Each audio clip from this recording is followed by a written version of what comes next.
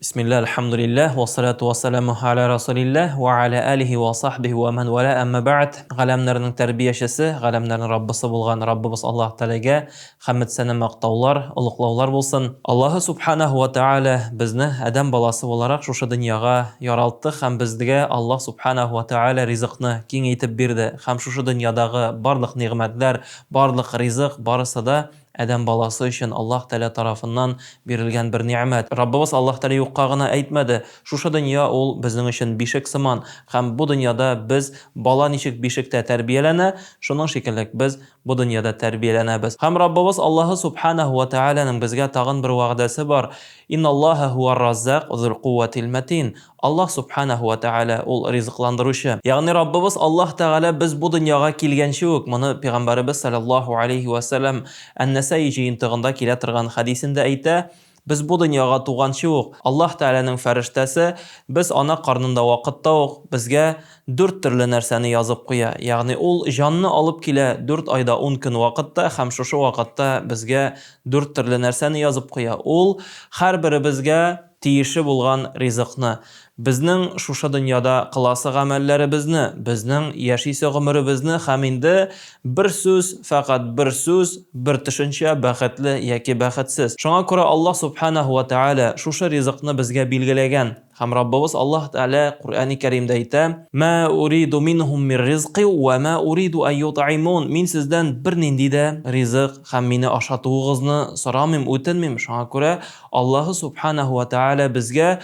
үзебезгә шушы дөньяны бирде, шушы дөньяның нигъмәтләрен бирде. Адәм баласы күпме генә тырышса да үзенә насыйбыннан артыгын бу дөньяда булдыра алмый. Чөнки Аллаһы субханаху ва тааляның бәндәләре арасында без күрәбез. Кемгәдер Аллаһ Тәгалә уй фикерне бирә. Кемгәдер Аллаһ Тәгалә кул белән эшләп табуны, кемгәдер аяк белән, кемгәдер тел белән, кемгәдер инде башка юллар белән ризык юнәлтү мөмкинлеген биргән.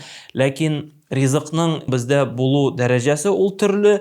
Шуңа күрә һәркем шушы ризыкны үзенә тиешле кадәр генә кабул итә. Карагыз, кемнеңдер берничә йорты булырга мөмкин, кемнеңдер берничә аты булырга мөмкин, кемнеңдер инде киемнәре бик күп булырга мөмкин, кемнеңдер ризыгы бик күп булырга мөмкин, кемгәдер Аллаһ Тәгалә торырга урыны, йөрергә аты юк, киергә киеме юк, ашарга ризыгы юк. Кемнедер Аллаһ Тәгалә шушылай шикләгән. Ләкин инде Абу Дарда радиллаһу анһуның сүзләрен искә аласы килә. Абу Дарда радиллаһу анһу шушы ризык мәсьәләсендә бер мисал китерде. Ягъни байлар һәм фәкыйрьләр дип әгәр дә без бүләбез икән, халык әгәр дә шушы үлчәүгә үзен сала икән, Абу Дарда радиллаһу анһу әйтте: Аллаһы субханаху ва тааля һәркемгә ризыгын бирә.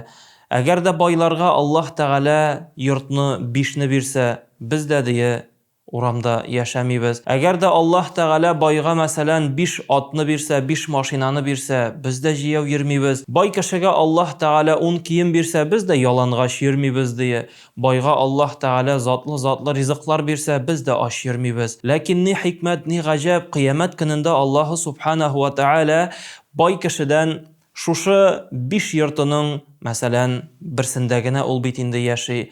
Шушы калган 4-ен нинди юлда сарыф иткән, ничек аларны кулланган, шушылар өчен аңа җавап бирәсе, безгә шушы булган йортыбыз өчен генә җавап бирәсе. Әгәр дә аның 5 аты булган икән, ул бит инде аның берсендә генә утырып йөри, аңа калган 4-се өчен җавап бирәсе.